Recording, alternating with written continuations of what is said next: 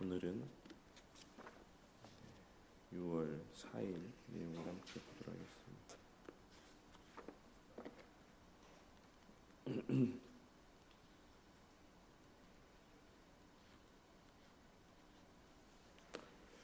네, 오늘은 웨스트민스터 신앙고백서 15장 4항의 내용으로 회개에 주어지는 은혜입니다.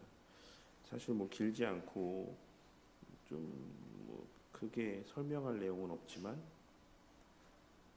또 어떤 면에서는 우리가 너무 또 기억하고 살아야 될 내용이기도 합니다.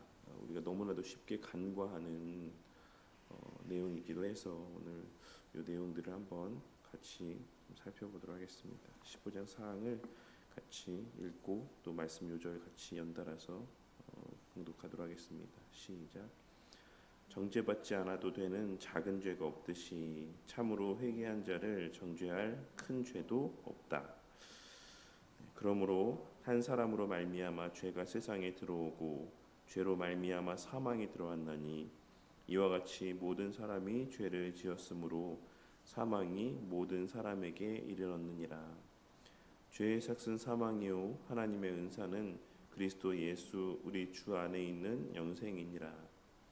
내가 너희에게 이르노니 사람이 무슨 무익한 말을 하든지 심판날에 이에 대하여 신문을 받으리니 악인은 그의 길을 불의한 자는 그의 생각을 버리고 여호와께로 돌아오라. 그리하면 그가 긍휼히 여기시리라. 우리 하나님께로 돌아오라. 그가 너그럽게 용서하시리라. 그러므로 이제 그리스도 예수 안에 있는 자에게는 결코 정죄함이 없나니 너희는 스스로 씻으며 스스로 깨끗하게 하여 내 목전에서 너희 악한 행실을 버리며 행악을 그치고 여호와께서 말씀하시되 오라 우리가 서로 변론하자. 너희의 죄가 주홍 같을지라도 눈과 같이 희어질 것이요 진홍같이 붉을지라도 양털같이 희게 되리라. 아멘. 그래서 어제도 우리가 이제 설교 때 그 어떤 요지가 잘 전달됐는지 모르겠지만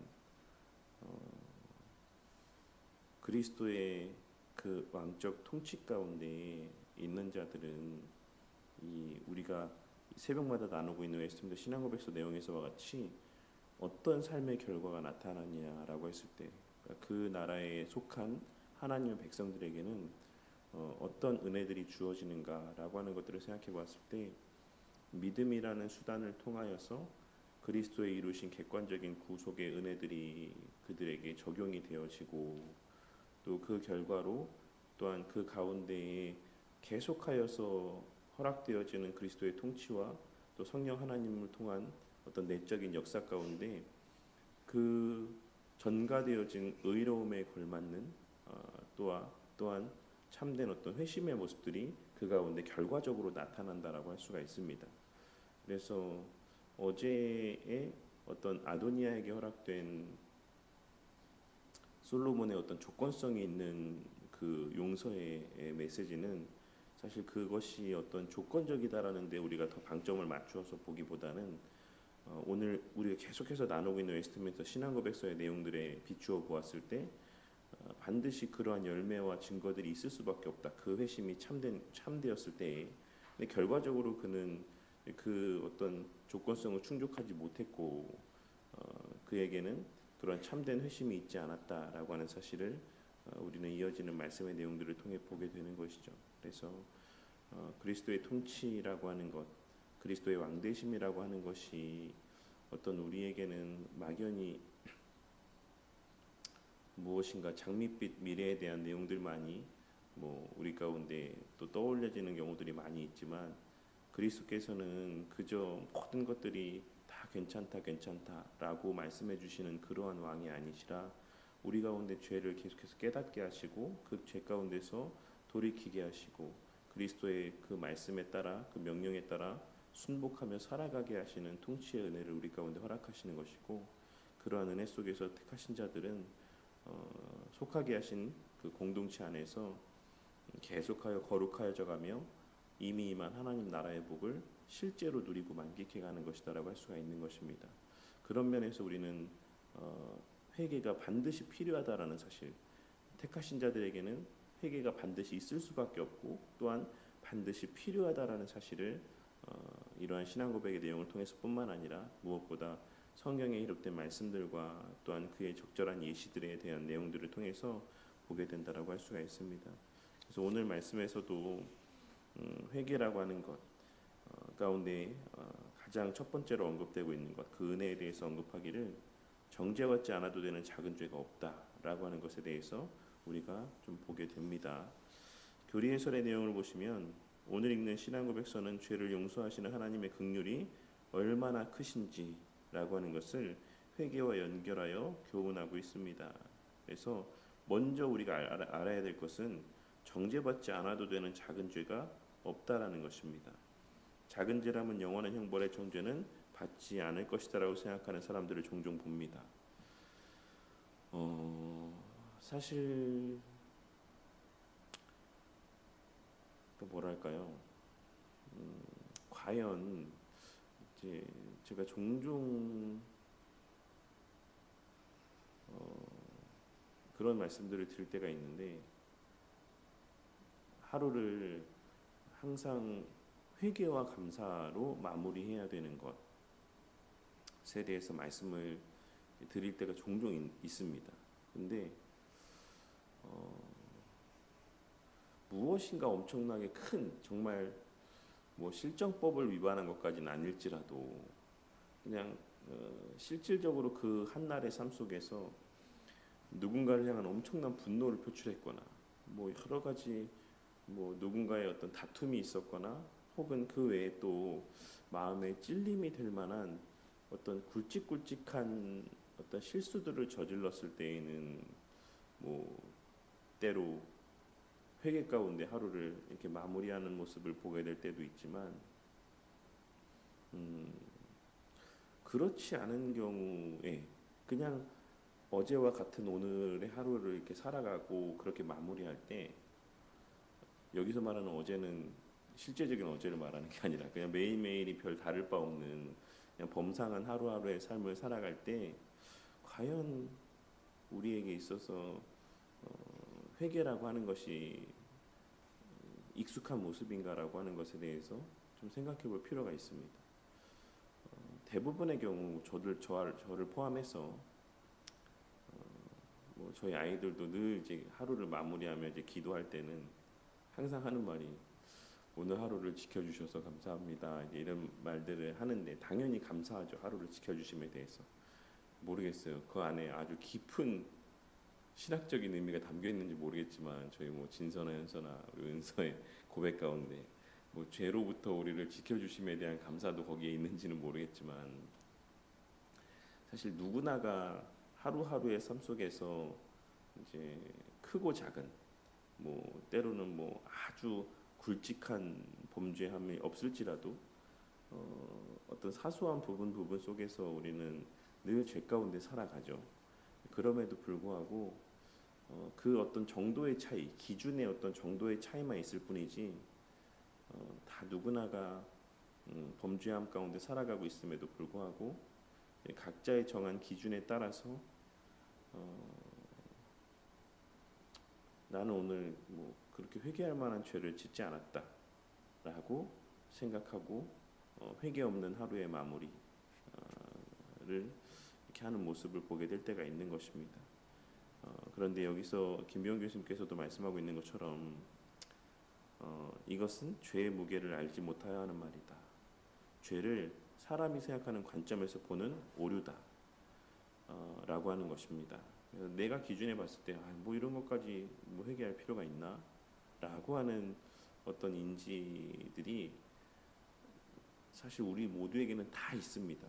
그런데 우리가 이제 죄가 무엇인가라는 것에 대해 생각해 보았을 때 죄는 하나님에 대하여 짓는 것이죠. 물론 사람에 대하여 짓는 경우들이 있지만 궁극적으로는 본질적으로는 하나님 앞에서 행하는 죄이고 또 그것이 때로는 사람에게도 연관되어질 때가 있는 것이지 사람에게만 해당되고 하나님에게는 해당되지 않는 이런 죄 혹은 사람에게 해당되지 않으면 하나님에게도 해당되지 않는 이런 죄는 없는 것입니다. 그래서 맹세가 사실 어떤 면에서 모든 것이 다 하나님 앞에서의 맹세가 된다라고 우리가 맹세와 서원의 의미 가운데 살펴보았듯이 사실 죄도 모든 것이 다 하나님 앞에서의 죄인 것입니다. 그래서 제가 예전에 이제 왕정 시대의 예를 들어서 종종 설명을 드리는데 왕의 앞에서 우리가 때로는 이렇게 혼자 있는 자리에서 뭐 혼잣말로 뭔가 좋지 못한 말들을 내뱉는 거 누가 죄라고 합니까? 내가 혼자 내 집 앞에 내 안에 방에서 아유 뭐 젠장 막 이렇게 해서 뭐 요보다 더 심한 말이겠지만 뭐 이런 안 좋은 말을 하는 거 그거 누가 뭐라 안 하죠.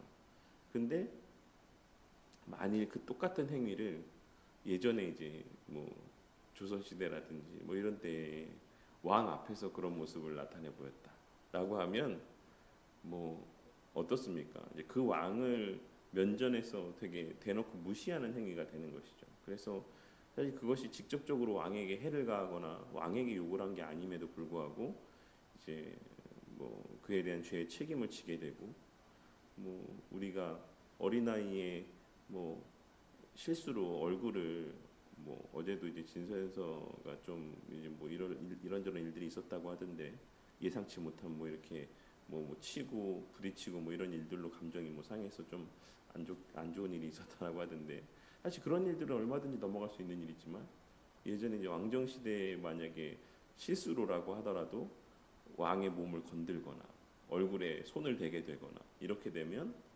이제 거의 뭐 죽음을 면치 못하는 상황에까지 다다를 수 있는 것이라고 할 수가 있죠. 이런 말씀의 요지는 결국 우리가 죄를 짓는 대상이 누구인가라고 하는 것이 그 죄의 크기와 비례한다라는 것입니다. 그래서 우리가 보기에 인간적인 기준과 어떤 관점에서는 사실 별 큰 죄가 아니라고 여겨질 수 있지만 그것이 하나님에 대하여 또 하나님의 면전에서 행하여진 것이다라는 인식들이 우리 가운데 있을 때에는 그것이 얼마나 큰 또 하나님 앞에서의 죄가 되는 것인가라고 하는 것에 대해서 우리가 또한 인지할 수 있게 되는 것이고 또 그로 말미암는 회개가 늘 우리의 입술 가운데서는 고백되어질 수밖에 없는 것입니다.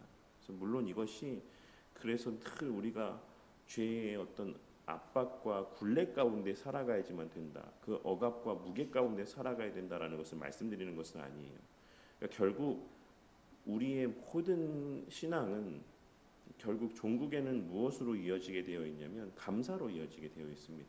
그렇게 우리가 늘 여전히 죄 가운데 살아갈 수밖에 없는 존재들이라는 사실을 인지하게 되었을 때 그 비참함이 우리로 하여금 그리스도를 바라보게 하고 그리스도께서 베푸신 그 자비와 긍휼의 은혜를 또한 바라보게 하고 그로 말미암는 감사와 기쁨들이 우리 가운데 있게 되고 그리하여 우리의 행하여지는 모든 행함 가운데 원동력이 되지만 또한 동시에 우리의 그 행하여지는 모든 것들이 겸손함 가운데 행하여지게 되는 것입니다. 나는 정말 아무것도 아닌데 정말 이렇게 하나님께서 이런 일들을 또한 행하게 해주신다라고 하는 인지와 자각들이 자리하게 될 수밖에 없는 것이죠. 그래서 회개는 반드시 감사로, 감사는 또 더 나아가 겸손의 모습으로 이어지게 되어 있다라고 할 수가 있는 것입니다. 그래서 오늘의 말씀 가운데서 회개하지 않아도 될 작은 죄가 없다라고 하는 말은 결과적으로 하나님께서 당신의 택하신 자를 또 겸손케 하신다라는 것을 의미한다라고도 할 수가 있어요. 만일 우리 가운데 다시 또 말씀드리지만 내가 이만큼 했는데 내가 이렇게 열심히 헌신하고 봉사하고 수고하고 또 열심히 있는 신앙의 삶을 살았는데 하나님 앞에서 혹은 때로는 하나님 근데 저한테 왜 이러십니까? 라고 하는 말들을 하거나 혹은 사람들 앞에서 왜 이렇게 내가 수고하고 헌신했는데 왜 나의 이런 수고들을 알아주지 않느냐라고 말할 때에는 그 앞에로 계속 가보면 어떤 마음이 자리하고 있다라고 할 수 있는 것입니까? 이 웨스트민스터 신앙고백서 15장 4장에 대한 내용의 인식이 결여되어 있다라고 할 수가 있는 것이죠. 정죄받지 않아도 되는 작은 죄가 없음을 그가 인지하지 못하고 그는 항상 늘 의로운 삶을 살아가고 있는 존재인 것처럼 그래서 그가 행하는 모든 것도 다 의가 될 수 있고 공로가 될 수 있는 것처럼 생각하는 마음들이 그 마음의 어떤 이면에 시작점에 자리하고 있다라고 할 수가 있는 것입니다. 하지만 오늘 말씀에서 우리 신앙의 선배들은 우리가 회개하지 않아도 될 정도의 작은 죄가 없다. 우리가 행하는 모든 것이 하나님 앞에서 행하는 일이기 때문에 우리는 늘 모든 죄에 대해서 마땅히 회개해야 되는 자들이다라는 사실을 우리에게 말씀해 주고 있습니다. 하지만 또 한 가지 우리가 이 내용들 가운데서 이제 좀 주목해 볼 만한 표현은 작은 죄, 큰 죄라는 표현이죠. 여기서 작은 죄, 큰 죄라고 하는 것에 대한 의미는 이 내용들 가운데서 언급되고 있지만 로만 카톨릭에서 말하고 있는 대죄 소재를 말하는 개념의 의미는 아닙니다. 하지만 물론 우리가 웨스트민스터 소요리문답 83문답이나 대요리문답 150문답에 있는 것처럼 이제 그 죄가 파급되어지는 어떤 면에서 더 중한 죄가 있고 가벼운 죄가 있죠. 이것도 여러 번 말씀드려서 잘 아실 거라고 생각합니다. 그러니까 누가 죄를 지었냐, 어디서 죄를 지었냐라고 하는 이런 여러 가지 것들의 어떤 조건들에 따라서 물론 더 중하게 보시는 죄가 있고 또 그보다는 좀 덜 중하게 보시는 죄가 있기도 합니다. 어떤 로만 카톨릭에서 말하는 것처럼 죄의 어떤 자체가 갖고 있는 어떤 그 내용들에 따라서 이거는 대죄고 이건 소죄야라고 하는 것을 말씀하고 있는 것은 아닙니다. 그런 측면에서 우리가 대죄나 소죄, 더 중한 죄, 덜 중한 죄에 대한 어떤 이런 이해 자체는 우리도 똑같이 우리 가운데도 있다라고 할 수가 있는 것입니다. 하지만 그럼에도 불구하고 또 기억해야 될 것은 그 어떤 죄악이라고 할지라도 거기에서 회개하고 용서받지 못할 죄가 없다라고 하는 것에 좀 더 방점이 맞춰져 있다라고 할 수가 있는 것이죠. 우리가 흔히 뭐 성령 해방죄라고 이야기하는 것들에 대해서도 성도들은 많이 궁금해하는 것 같아요. 도대체 성령 해방죄가 뭡니까? 그래서 용서받지 못하고 또 결국에는 뭐 지옥에 가게 되는 죄는 뭡니까? 라고 뭐 이런저런 말들을 이제 하는 경우들을 보게 될 때가 있는데 사실 성경에서 말하고 있는 또 우리 믿음의 선배들이 말씀하고 있는 성령 해방죄는 결국에는 회개하지 않는 죄예요. 그러니까 그 죄가 경중을 떠나서 오늘 우리가 이 15장 사항의 내용들을 미루어 생각해 보았을 때 그 스스로가 판단하는 겁니다. 그 스스로가 이거는 회개하지 않아도 되는 죄야. 나는 회개 못하겠어. 회개할 거가 아니다라고 생각해. 라고 하는 자신의 어떤 그 판단에 따라서 마땅히 회개해야 되는 것들에 대해서도 회개하지 않는 것. 끝까지 그 죄를 인정하지 않고 그 입술로 죄를 고백하지 않는 것. 이것이 결국에는 성령 해방죄의 어떤 본질이라고 할 수가 있습니다. 그래서 어쨌든 오늘 내용을 통해서 하나님께서는 그 회개케 하시는 은혜를 주신다. 그리스도의 통치 가운데 또 그 통치를 우리 가운데 보내어 주신 성령 하나님을 통해서 말씀과 함께 그러한 은혜들을 주시는데 하나님께 속한 자라고 한다면 그리스도께 속한 자라고 한다면 어제 말씀드렸나요? 점점 더 죄에 대하여 민감해져 갈 수밖에 없어요. 예전에는 죄가 아니라고 생각했던 것들도 이것도 죄였구나. 또 이것도 죄였구나. 내가 정말 그래도 다른 누군가보다는 좀 덜 죄인이라고 생각했는데 그래도 나는 어느 정도는 꽤 괜찮은 사람이라고 생각했는데 내가 정말 이렇게까지도 비참한 가운데 있었던 자였구나. 더러움 가운데 있는 자였구나라는 것들을 계속해서 깨달아가게 하시는 것이 또 성화의 은혜의 한 측면입니다. 그렇기 때문에 사실 하나님께 속한 자, 그리스도 안에 거하는 자들은 그 삶에 있어서 회개가 깊어지고 풍성해지면 풍성해졌지 뭐 우리가 일반적으로 성화에 대해서 착각하는 것처럼 우리가 점점 더 거룩하고 실제로 막 의로워져서 점점 회개의 거리가 줄어드는 것, 그것이 그리스도인의 어떤 나타내 보이게 되는 이 땅에서의 삶의 모습일 수가 없다라는 것입니다. 그의 어떤 직접적인 예시가 되는 것이 또 말씀드리지만 바울 사도가 그의 거듭난 이후에도 그의 사도로서의 여러 역할들을 감당하는 과정 가운데서도 그 자신을 가리켜 죄인 중에 괴수라고 말씀하고 있는 이런 표현들을 통해서도 우리는 이러한 죄에 대한 민감함들이 성화의 또 다른 하나의 측면이다라는 사실을 깨닫게 되는 것입니다. 그래서 맨 마지막 231페이지 맨 윗줄에 보시면 신앙고백서는 참으로 회개한 자를 정죄할 만한 큰 죄도 없다라고 진술하고 있습니다. 상한 심령으로 회개하는 죄인에게 이처럼 커다란 위로는 없을 것입니다. 참된 회개는 결코 헛되지 않습니다. 하나님의 용서의 약속이 그에게 주어져 있기 때문입니다. 그래서 하나님께서는 그냥 어떤 이러한 과정이 없이 그냥 죄를 용서하시는 분이 아니라 이런 과정의 은혜를 주심을 통해서 그 죄 용서의 그 실질적인 어떤 은택들을 당신의 백성들로 하여금 누리게 하시는 것이다 라고 하는 것. 과정 없는 열매만을 주시는 분이 아니라 그 과정의 은혜까지도 질서 가운데 허락하시는 분이다.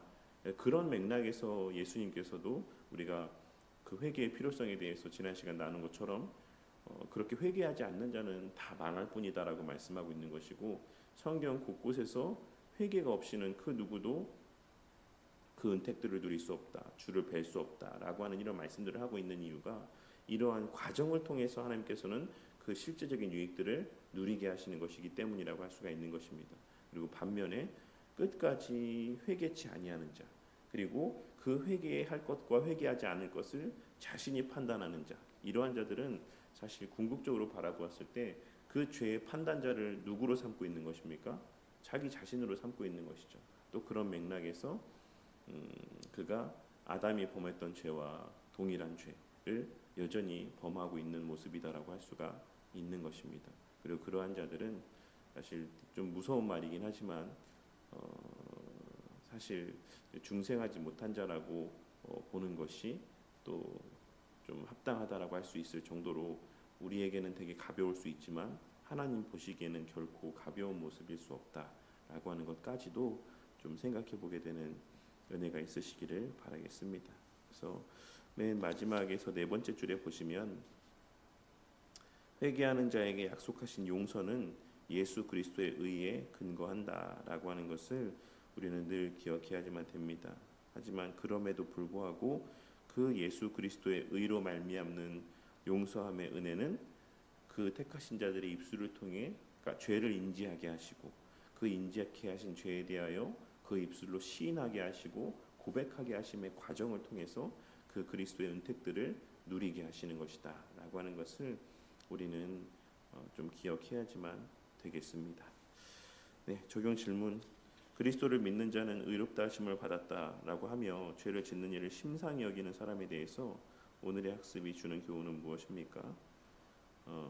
실제로는 이제 그런 의롭다 하심을 받지 않았다라고 할 수가 있는 것이죠. 그 자신. 그러니까 이제 이후에 또 구원의 확신에 대한 파트에 보시면 이제 그런 내용들이 언급이 될 텐데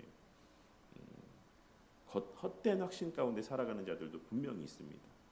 그러니까 우리는 사람들은 그것을 믿음이라고 이야기할지도 모르겠지만 성경이 말하는 믿음은 무엇이다? 어제도 말씀드렸던 것처럼 하나님의 명령의 말씀에 대한 순종, 그리고 경고의 말씀에 대한 두려움, 그리고 약속에 대한 굳은 신뢰, 이것이 또한 어떤 참된 믿음에 있어서의 참된 회개에 있어서의 마땅히 나타나는 반응이다라고 할 수가 있죠. 믿음에 해당되어지는 그 가운데에 회개의 모습들이 반드시 포함되어 있습니다. 믿음 가운데는 그 사실들을 좀 우리가 생각해 볼 수 있다라고 생각합니다. 2번에 보시면 여러분은 사소한 죄를 영원한 형벌로 심판하시는 것이 공의롭지 못하다라고 생각하신 적이 없습니까?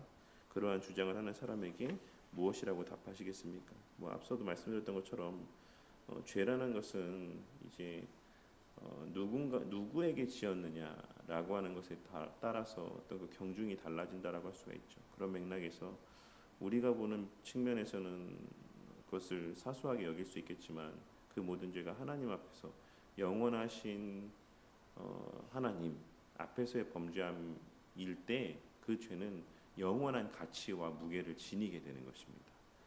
이것은 실제 그러니까 제가 예전에 그런 얘기를 드렸는데 하나님께서 도대체 왕정 시대를 왜 허락하셨을까라고 하는 것과 또 여성이 이거 되게 지극히 어떤 면에서 보면 개인적인 견해일 수도 있습니다. 여성이 완전히 남자에게 종속되어서 그 스스로는 살 수도 없는, 그러니까 성경에서 계속해서 언급되는 것처럼 과부와 고아에게 관한 어떤 이런 시대들, 우리가 보자면 그것이 어떤 면에서 보면 되게 죄악의 결과로 말미암는 왜곡된 사회상이라고 할 수가 있죠. 여성의 인권이 완전히 무시되어지고 남자에게 완전히 종속되어지고 또 그 여성은 한 사람으로서 인정받지 못하고 뭐 이런 모습들, 그리고 권력이 있고 왜곡된 권력 속에서의 착취를 당하고 또 그러한 어떤 왕에 대한 절대 복종 속에서 뭐 사실 오늘날로 치면 말도 안 되는 어떤 그런 형벌들을 그 왕 앞에서 행하였다라고 해서 받게 되고, 이런 것들을 왜 하나님께서 허락하셨을까라고 생각했을 때 어떤 면에서 보면은 하나님 그를 통해서 하나님과 우리 사이의 관계, 또 이런 것들을 좀 알게 하시는 여지들이 저는 있다라고 생각합니다. 그래서 어쨌든 그러한 어떤 왕정 시대의 모습을 통해서도 불신자들 같은 경우는, 그러니까 야 이런 걸로 하나님께서 뭐 벌하신다라고 하는 게 정말 그게 사랑의 하나님으로서 마땅한 모습이야라고 하는 이런 말들을 나타내 보일 때, 우리는 또한 그러한 어떤 실제적인 예시를 통해서, 물론 또 다시 말씀드리지만 그것이 논리적으로 그를 설득할 수 있는 거리가 될 수 없지만, 성령 하나님께서 역사하셔야지 그것이 수긍이 되고 납득이 되는 것이겠지만, 그럼에도 불구하고 우리가 또한 그 예시로 들 수 있는 어떤 거리들이 있다라고 생각합니다. 그래서 그렇게 말씀할 수가 있고, 3번에 보시면 너무 죄가 커서 결코 용서받지 못할 것이다라고 크게 낙심하고 두려움에 떠는 사람에게 우리는 무엇이라고 이야기해 줄 수 있겠습니까? 그리스도께서 하나님으로서 참 신이자 참 인간으로서 그 모든 죄의 어떤 책임들을 대신 짊어지셨기 때문에 하나님께서 대신 그것을 감당치 못할 죄가 없다. 우리가 회개하기만 하면 사실상 어떤 죄라고 할지라도 그 모든 죄는 다 용서받을 수 있다라고 이야기해 줄 수 있죠.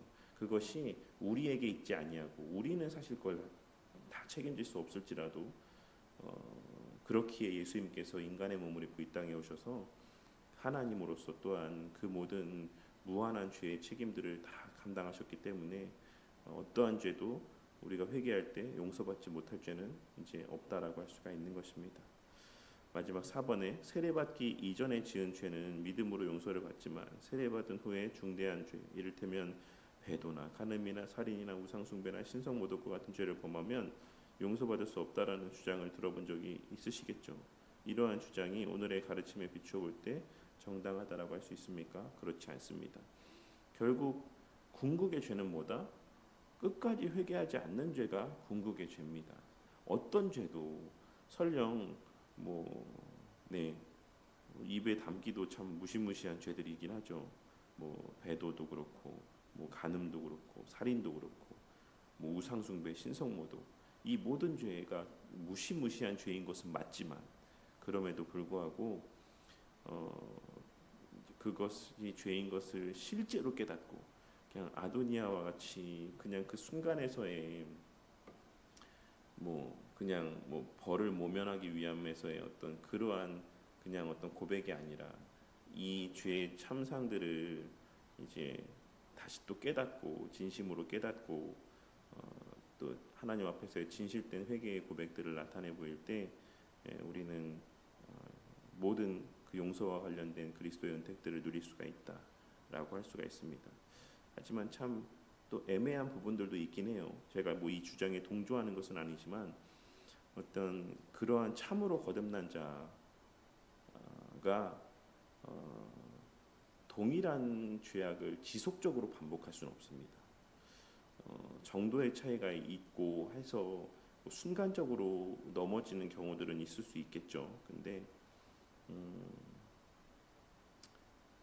그런 측면에 대해서는 우리가 좀 더 나중에 좀 한번 생각을 같이 나눠보는 시간들을 가졌으면 좋겠습니다. 하지만 진심으로 거듭난 중생한 자가 어디까지 죄를 지을 수 있을까? 근데 다 인간이 연약하기에 어느 정도 다 어느 죄를 지을 수 있는 가능성이 있겠죠. 사실 다윗도 살인과 간음의 죄를 동시에 다 범하고 했던 것처럼, 그런 맥락에서 보자면 성경이 우리에게 주는 위로들이 참 크다라고 생각합니다.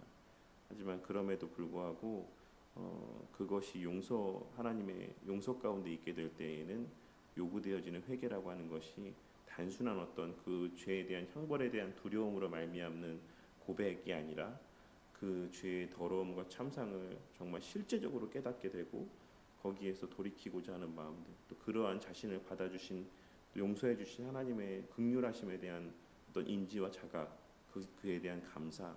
그래서 그 이후에는 정말로 그 죄를 다시 짓지 않고자 하는 의지적인 열심, 실제적인 어떤 행함, 이런 모든 것들이 다 어우러질 때 우리는 그것을 참된 회개라고 이야기한다라는 사실을 기억하고, 그러함 가운데 있는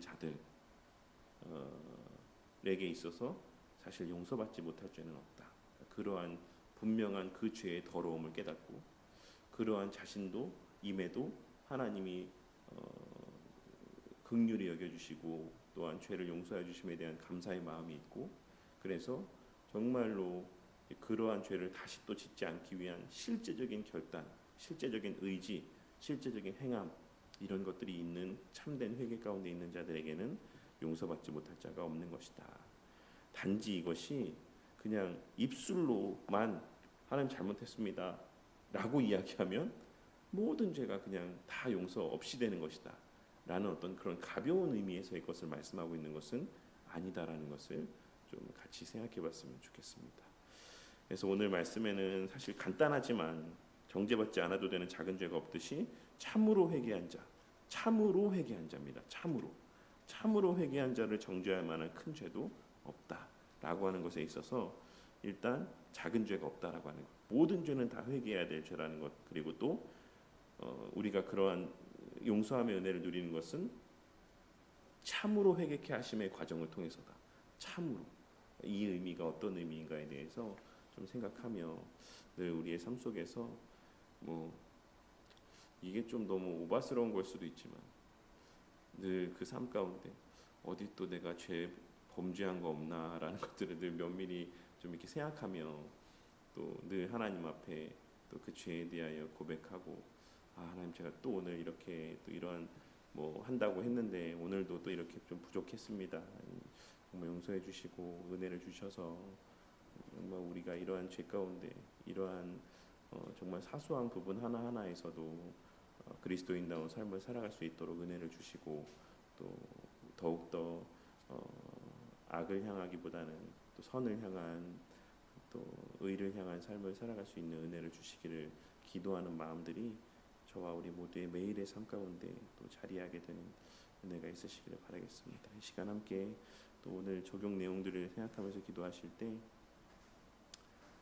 우리의 그 죄를 심상히 여겼던 모습들이 있다라고 한다면 함께 또 이 시간 주님 앞에 또 회개하는 또 고백들을 또 하나님 앞에 고백을 하고, 또 그와 동시에 또 우리와 같은 자들을 또 그리스도의 은혜로 말미암아 또 여전히 의롭다 여겨주시고 자녀라 여겨주심에 대하여 또 감사하는 마음들이 또 저와 우리 모두의 또 마음 가운데 또 자리하게 되기를 또 위해서 늘 그 입술에 우리의 비참과 또 감사와 또 그로 말미암는 선행의 삶이 또 계속하여 또 반복적으로 또 누려지고 만끽되어지게 하여 주시기를 위해서 기도하고, 무엇보다 혹 오해하면, 우리가 지금 회개의 파트를 다루고 있으니까 그렇긴 한데 이러한 내용들을 혹 오해하면 그냥 계속해서 비참 가운데만 머물러 있을 수 있습니다. 그냥 그 자기를 정죄하기만 하고, 그냥 나는 정말 너무 더러운 자야, 나는 진짜 너무 비참하고 더럽고 막 아무것도 아닌 자야, 막 이런 너무 좀 불행한 신앙의 삶을 살아가게 될 수도 있다라고 생각합니다. 하지만 그것에서 넘어서서 우리의 삶이 늘 그러하기에 더욱 그리스도로 말미암는 감사와 은혜요 기쁨이 충만한 또 삶이 또 되게 하여 주시기를 위해서 함께 이 시간 기도하고, 또 교회 여러 기도 제목들을 위해서 또 기도하겠습니다.